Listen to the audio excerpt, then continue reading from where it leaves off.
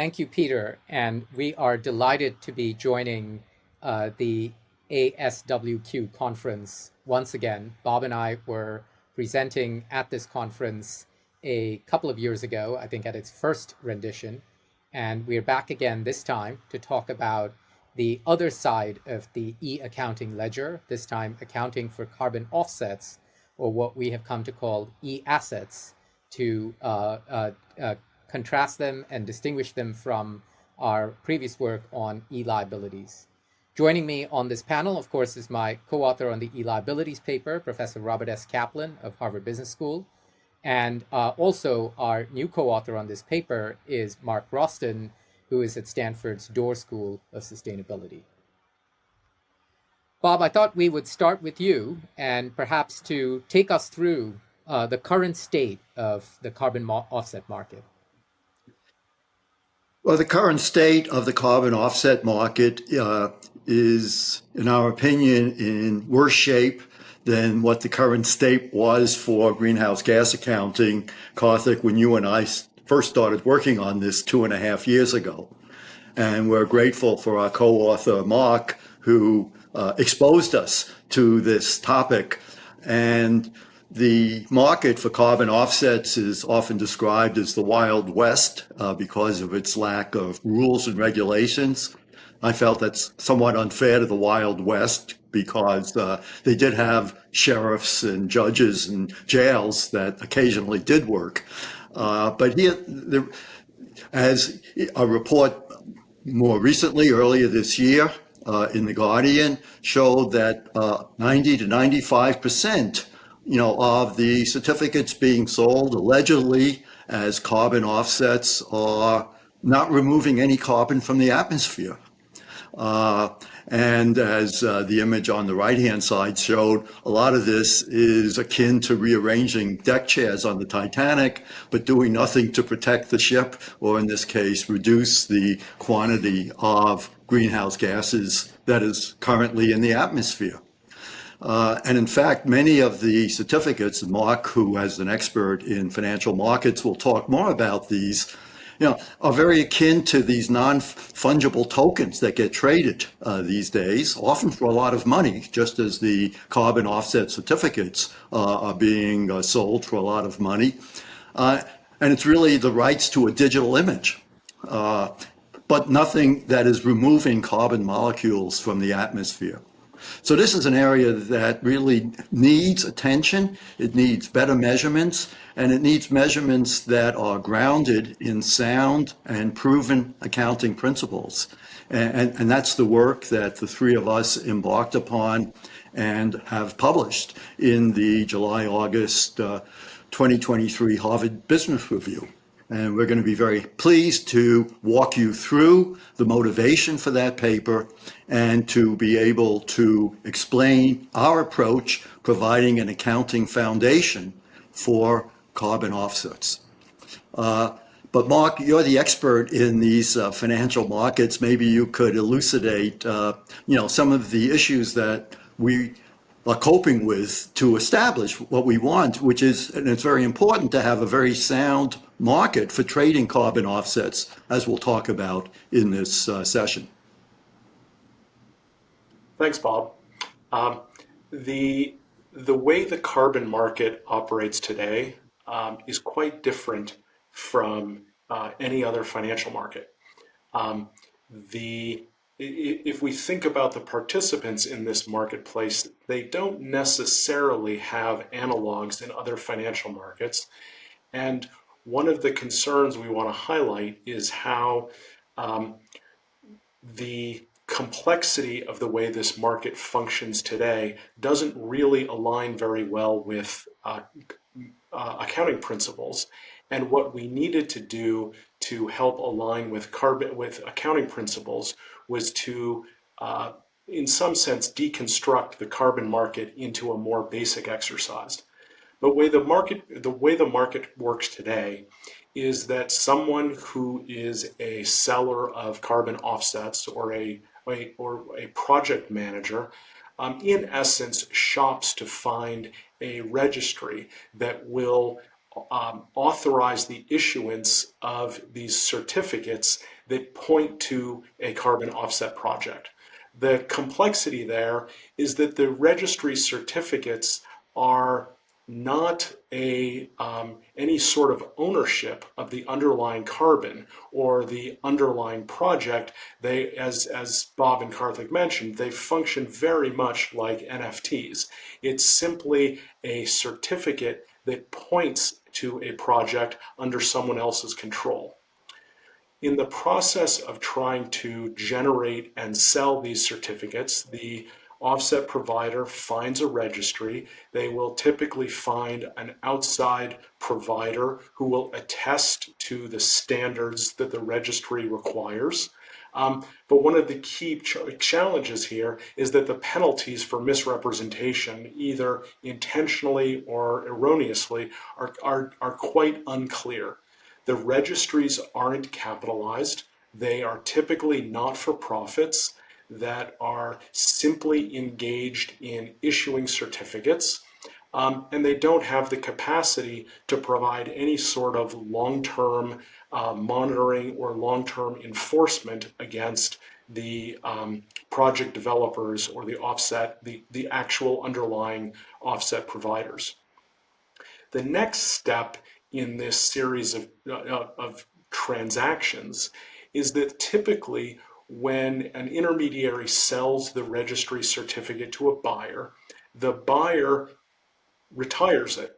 And by retires it, this means they claim use of the offset against their emissions, and then they in effect just tear up their certificate and throw it away. They say it's been used, it's retired, it's no longer available to trade.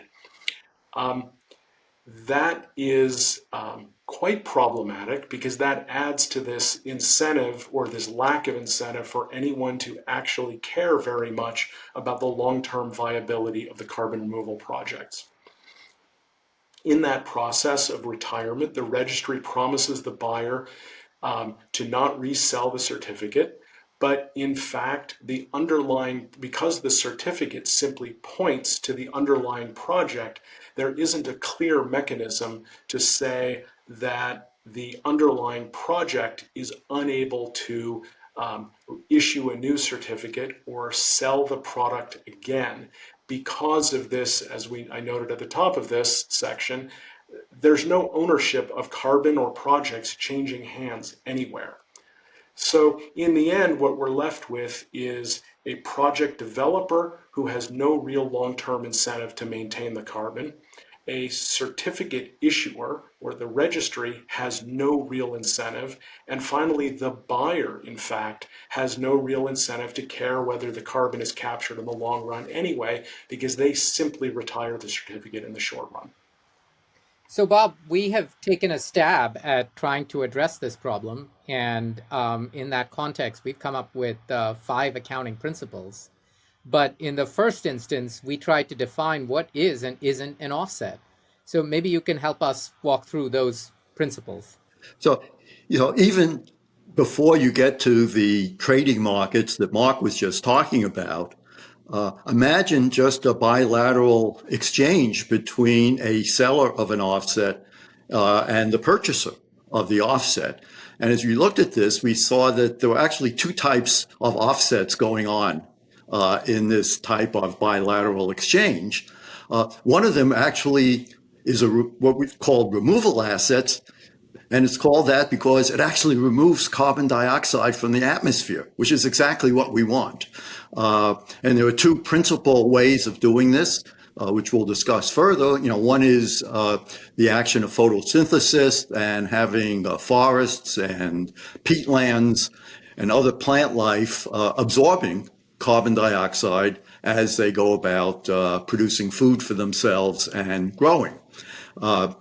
The other type is to actually capture carbon and transmit it to a place where it can be sequestered and stored indefinitely, and where it's actually becomes part of the geological foundation of the earth that goes into these formations.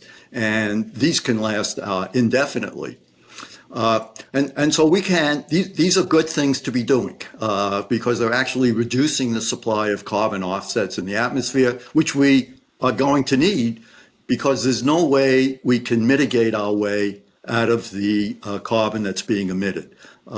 Even if we shift to what people think are much cleaner electricity supply, of solar or wind, that there are still industrial processes and agricultural processes that emit CO2. And we're not going to keep going on Earth without agriculture or industrial processes. So there's no way to get to net zero through mitigation. And we're going to need offsets that actually pull existing carbon out of the atmosphere. So as you will see, removal offsets are good. However, there's another kind of offset that's gotten very popular in the marketplace because it's easier to do than actually removing carbon molecules from the atmosphere. And these are called avoidance offsets, where somebody pays another person not to emit carbon in the future. And so as you think about the accounting, this is not an event that has occurred. It's a promise not to do something in the future. As a kind of a trivial example, you can think that last month, Harvard University had Climate Week. It was a wonderful event. I participated in it. And I could have been so inspired by Climate Week. I says, for this week, instead of driving the 6 miles to campus each way, I'm going to ride my bicycle. Now that would be a good thing. That would actually reduce new supplies of carbon. But imagine if I then go to one of the exchanges Mark talked about, or a company that wants to purchase offsets, or an individual who flew a plane to a climate conference and wants to offset those emissions, and say, how much are you willing to pay me to buy the rights to the carbon I don't emit by riding my bicycle to the conference for 5 days? And if you think about this, you realize that, first of all, this is an unenforceable contract. How are they going to know whether I did or I didn't? It's also hypothetical, whether I, as I said, whether I drive. And so the avoidance offsets are not removing carbon from the atmosphere. They may stop some future hypothetical quantity of carbon from going there, but they're not actually removing the existing carbon that is being produced by individuals and entities all around the world. And so that takes us to our accounting principle 1 for offsets, which is only removal offsets count. And we're not going to do accounting for avoidance offsets. These may be noble things to do, and we hope people do reduce their own supply of carbon produced in the future. But for offsetting someone else's production of carbon into the atmosphere, that can only be done with removal assets. And more than that, we should really encourage that by giving them the rights to do that. We have to give them credit for doing that because if we don't, and not all entities, or in fact most, are not able to do really their own removal offsets. So they have to contract with another entity to remove the carbon from the atmosphere, either through forestry or mineralization. And if they can't sell their ability for doing this in their capture, then there'll be an undersupply of removals, which we don't want. So we want the ability for people that are efficient at removing carbon from the atmosphere to go ahead and be able to sell the rights to those removals to people that want to buy those removal assets. So we're doing accounting only for removal offsets and not for avoidance offsets. Now, which removal offsets really are going to qualify for trading, even in this bilateral exchange? First, we want the people who are actually doing real things, planting new forests, capturing existing carbon and sequestering it need to be.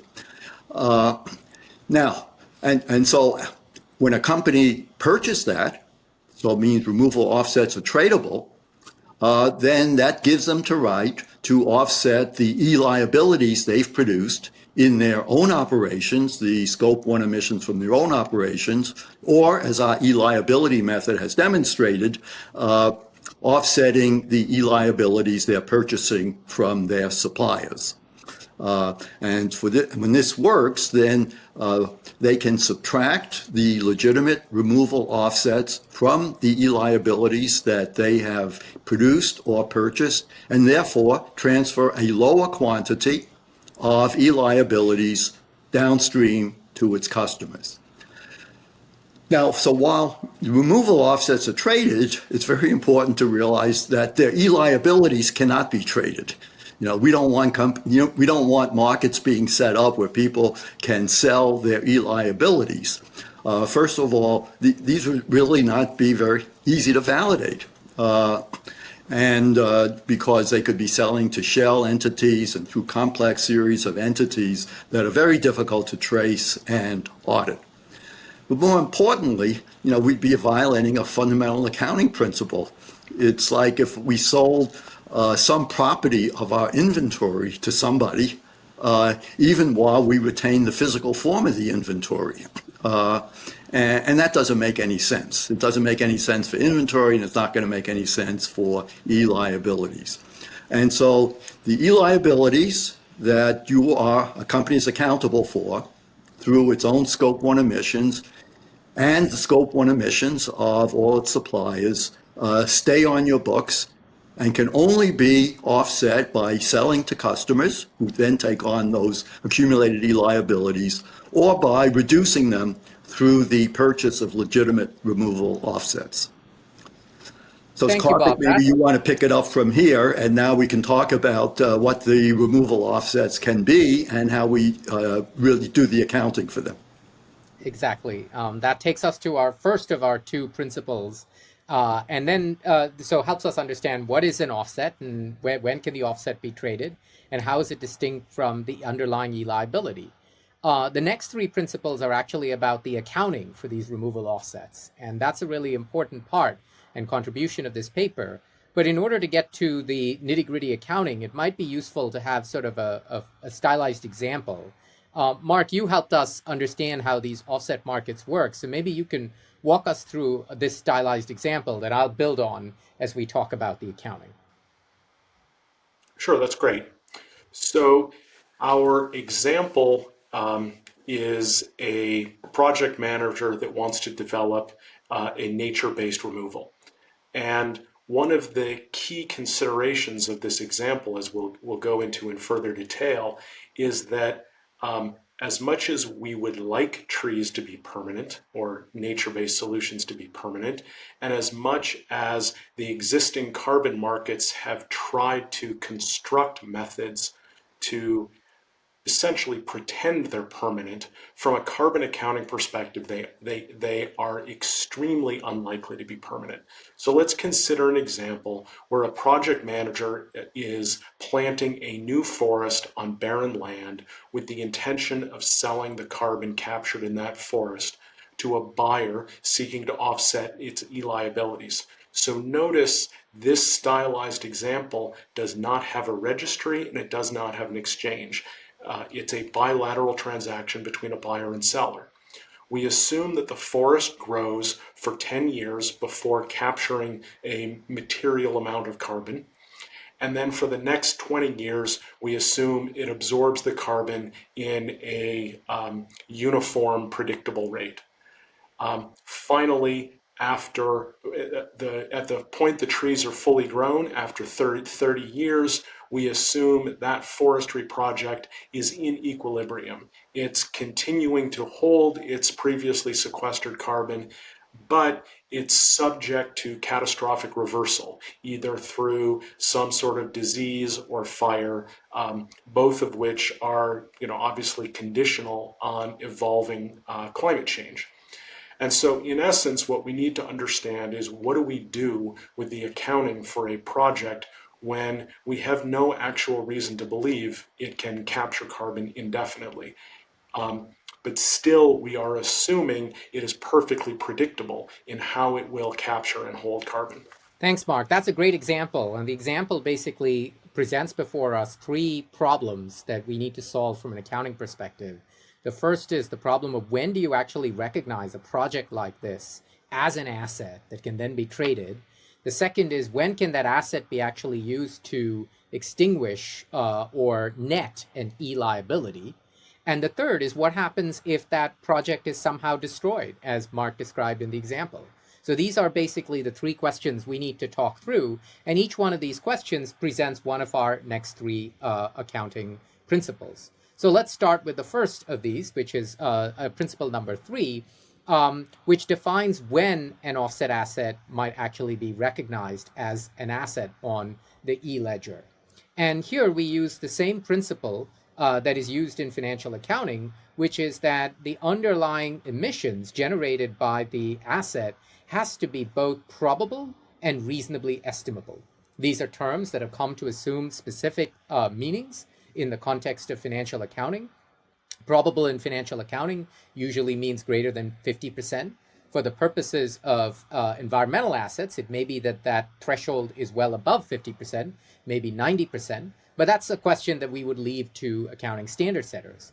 But we would assume that these two principles, or we would assert that these two principles, probable and reasonably estimable, should govern the recognition of the underlying e-asset. The reasonably estimable criteria will be satisfied through the ability to put some sort of quantitative point estimate with a reasonable confidence interval based on, say, a past history of that kind of plantation. So if we understand how trees in that kind of forest work in terms of their sequestration properties, that would allow us to give us a sense of what is reasonably estimable.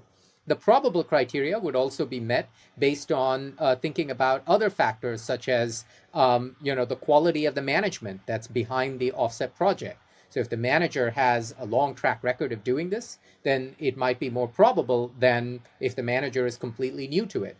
But other things such as the financial position of the manager, other factors such as the natural risks of that project, all of that can affect the probable and reasonably estimable criteria. The final thing that matters in the context of asset recognition is what in accounting we've come to call the alienability risk. We recognize in accounting that there are some assets, such as, for instance, the asset a company accrues as a result of its assembled workforce, that cannot be separated from the company, because if it were, the asset would immediately lose its value. But there are other assets, like patents, that can be separated. They can be alienated from the company. And this is where we say that for an asset to be recognized, for an offset project to be recognized as an e-asset, then it needs to also address the risk of alienability. So if the project is such that the moment it is transferred from the project originator's books to some purchaser's books, it immediately loses value, then of course it's not recognizable as an asset. And in order to meet this alienability criteria, certain further governance institutions outside of accounting will have to be relied upon. So we emphasize all of these points, again, that are well understood in the context of financial accounting to provide some rails on which the accounting standards for environmental assets can be developed. So that takes us to the first of the issues here, which is asset recognition. The second of the issues is around when that particular asset can actually be used to net or be used to counter an e-liability so that a company purchasing these e-assets can then purport to its customers that this is in fact a carbon-friendly product. And this requires two things. First, that the underlying e-asset has actually been delivered at the point of netting. So as you will notice from Mark's example, when the asset is actually planted, this is well before it has actually sequestered any carbon, because of the track record of the manager and all the other conditions, such as the scientific certainty, etc., it might meet the asset recognition criteria of probable and reasonably estimable. But for that first 20-year period, actually no carbon is being sequestered. Nothing has actually been delivered. So that asset, even if it is recognized, cannot be used to net against any liability because it hasn't been delivered. And for those of you who are familiar with financial accounting, this might look like the revenue recognition principles that we're all very, very sort of familiar with, which involve that revenue is recognized when it is both realizable and earned. And the realizable criteria speaks to what we said earlier, which is the probable and reasonably estimable. So this is something that we know will happen. But the earned criteria speaks to the fact that actually the effort towards recognizing that revenue has now been delivered. And it's in that context we say that the GHG has to actually have been removed in order for it to be nettable. But that's not the only nettable criteria. There's a second nettable criteria, which is one of indefinite sequestration. Now, accountants use the term indefinite in a specific way.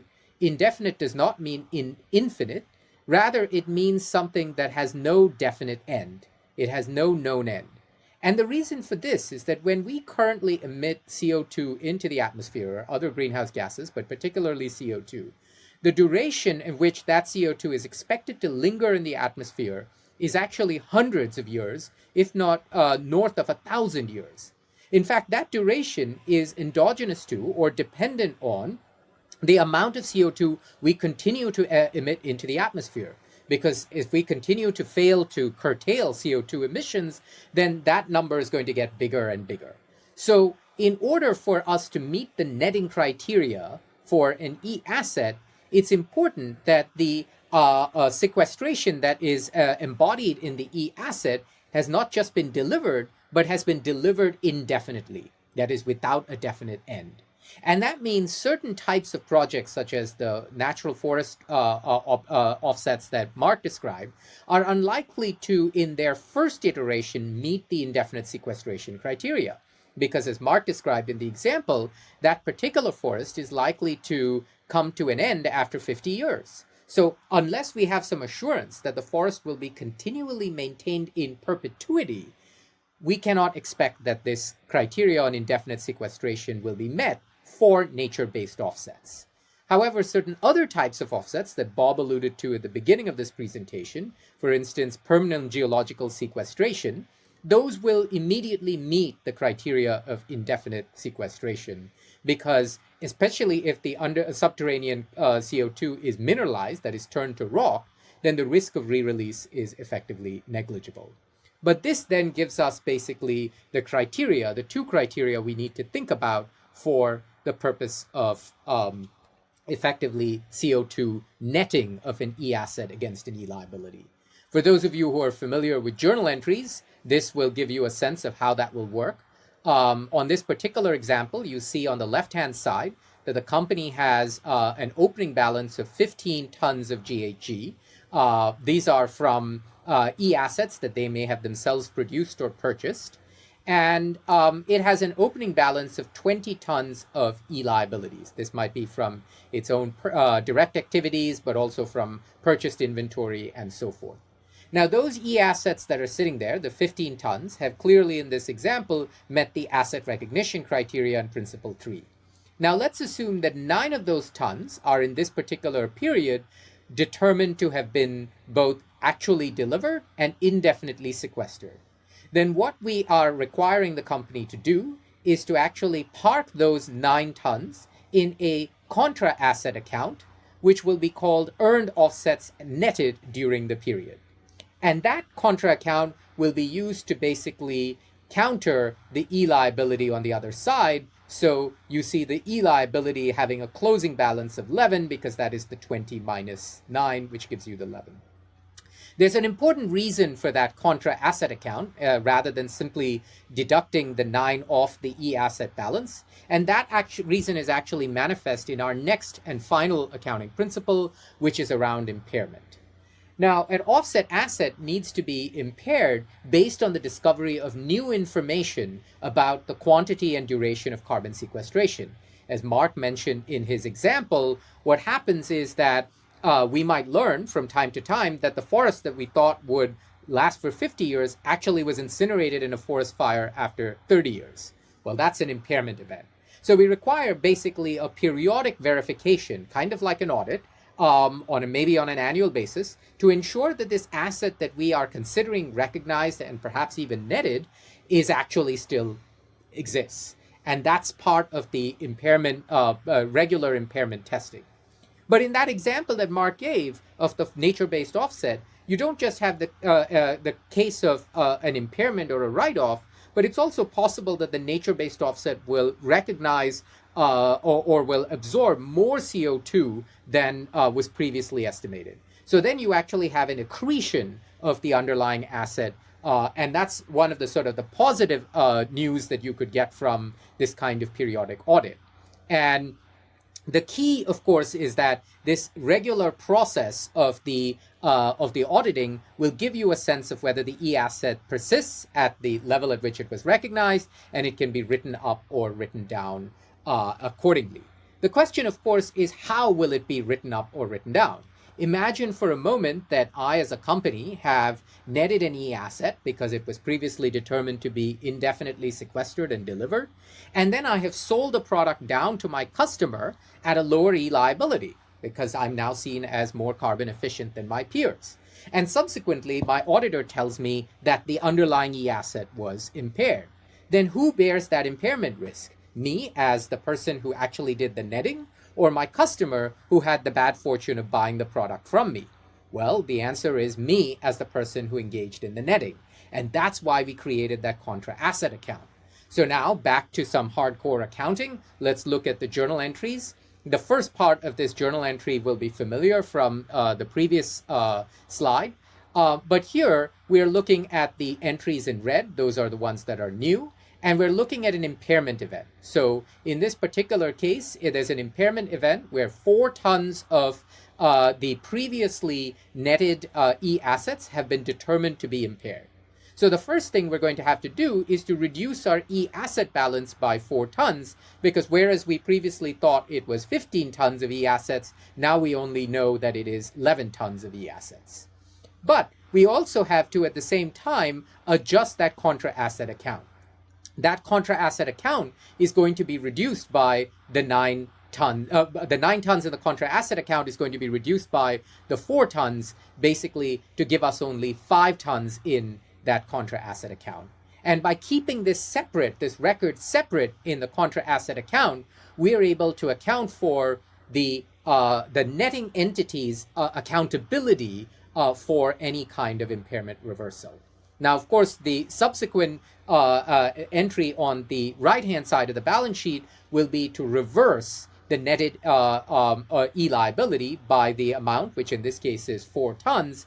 And so that means that instead of saying that our closing balance was 11 tons, which it was on the previous slide, it's now actually 15 tons because, only 5 of those tons were actually nettable.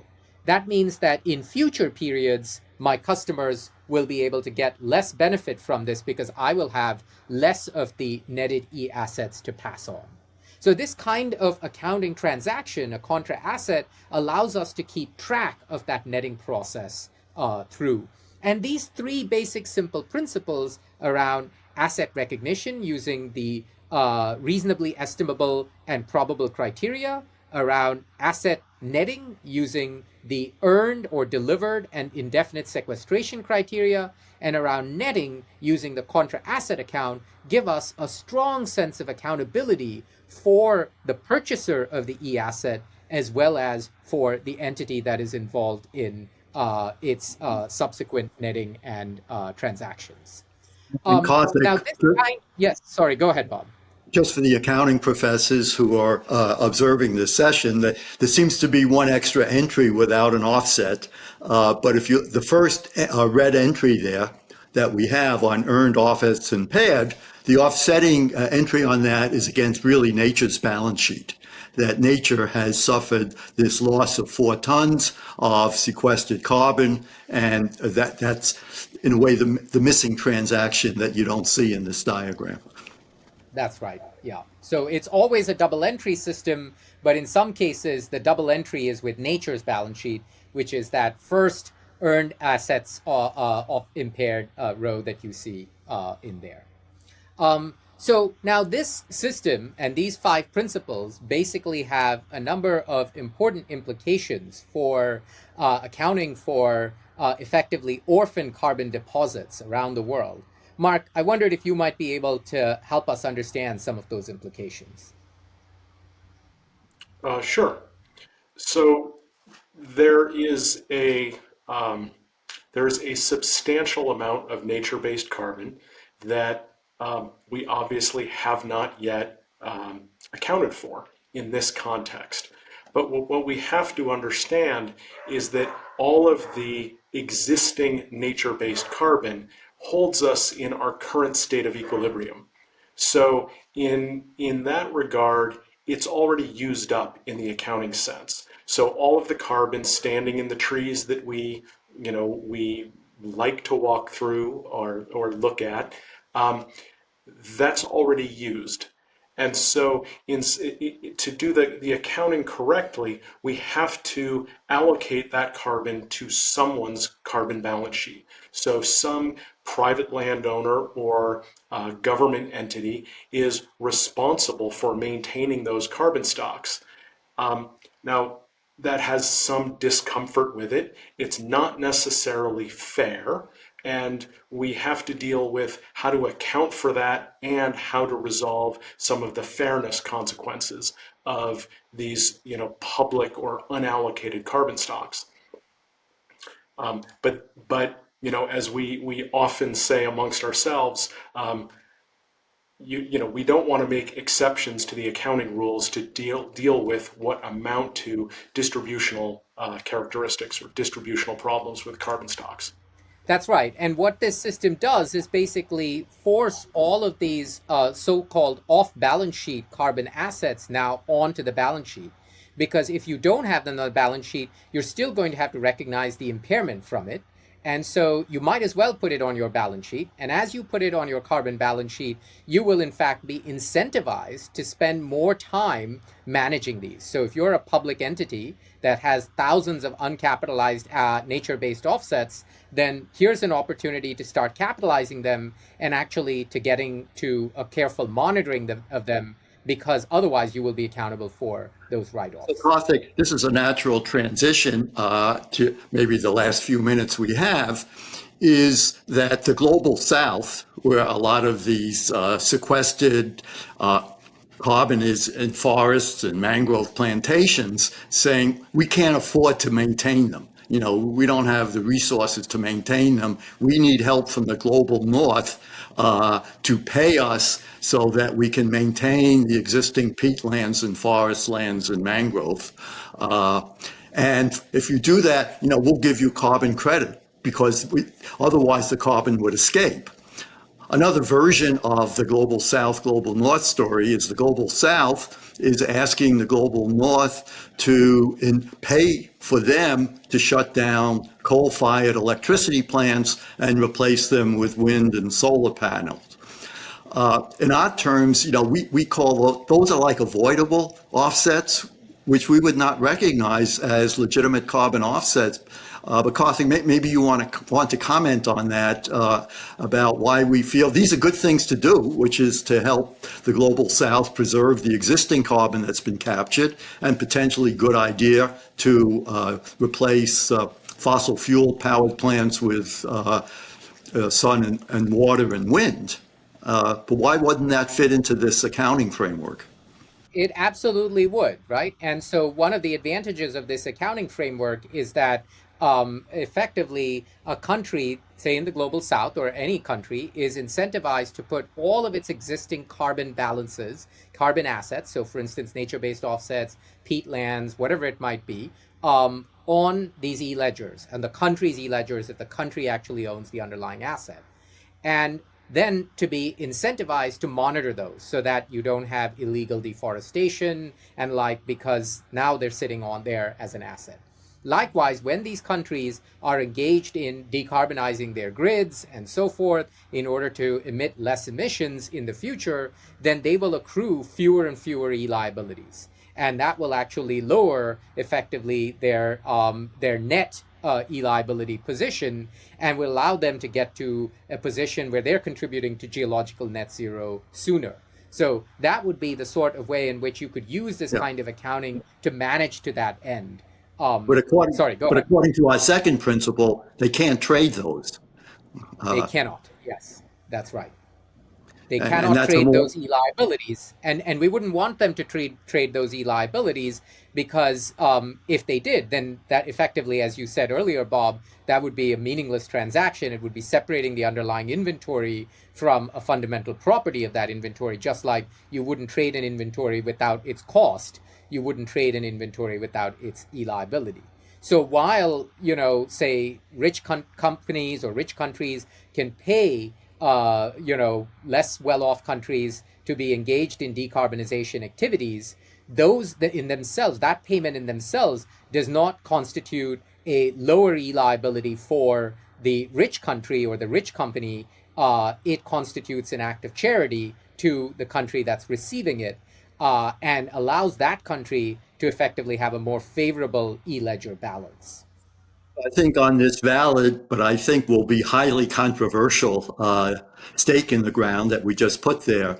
I think we've now articulated the full framework on how to do carbon offsets and how we moved as a foundation to start having legitimate carbon markets that are actually going to promote removal of existing carbon from the atmosphere.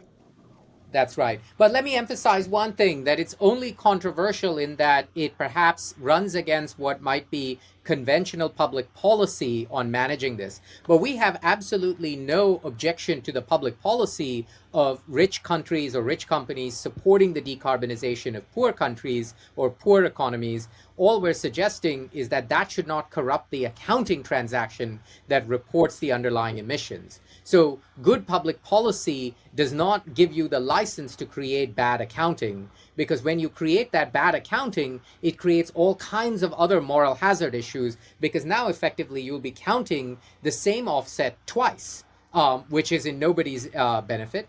And you'll be creating all kinds of moral hazard issues for the poor countries to manufacture more and more of these sorts of avoidance activities through which they can accrue greater resources. So it's that kind of moral hazard that we're trying to control. So hopefully that is not controversial in itself. And we want to distinguish the development of good accounting policy, which we think should be uncontroversial, from public policy that might run on top of that accounting.